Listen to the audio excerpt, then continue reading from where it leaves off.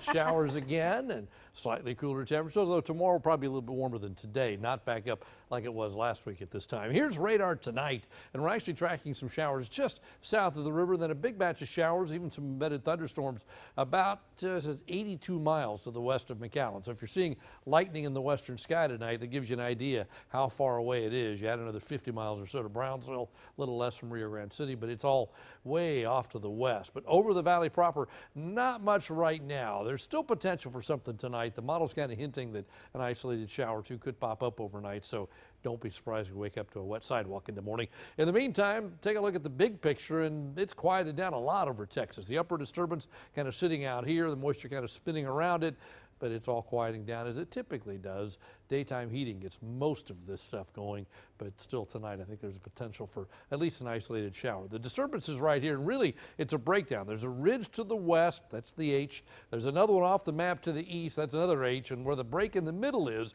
that's a trough. It's kind of a break between the two highs, and that trough has been there now for several days, and it'll be there again tomorrow. We'll call it a weak disturbance in the flow, if you will. So tomorrow a shower is possible again, probably about like today, maybe a little less active, but not dramatically so. We go forward now to Thursday, and we're still saying a shower is possible. The trough is still there, but a lot less activity. And by Friday, I think a shower, it's going to be hard to come by. There may be one out there, but not much left. And by the time you get to the weekend, here comes that high that's off to the east. They start to kind of close the gap. That trough goes away. That means upper level temperatures warm up a little bit, so it makes the atmosphere a little more stable. Also pushes some of the moisture out, so don't have much to work with. So by the time we get to the weekend, one big ridge covering the deep south, that includes us, we're right in the middle of it. So for the weekend and early next week, we're mainly dry. The only thing that could change that is if we get a tropical wave or something caught up in this flow, but right now we just don't see much. We're looking out toward the tropics. It's really all quiet.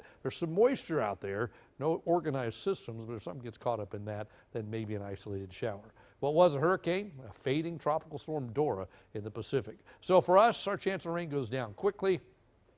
By early next week, we're back to about a 10% probability at most. As rain chances go down, high temperatures go back up. By the time you get to the 4th of July, you're looking at about 97. So tonight, 76 for a low with an isolated shower overnight. Then tomorrow, partly to mostly cloudy, a shower or even a thunderstorm, a possibility. We're about a 40% for tomorrow, 93 for your high. After that, we start to dry things out. Never goes completely dry, but I think we're still looking at under 10% through the weekend, all the way into the 4th of July holiday. That is your updated First Warn 5 forecast.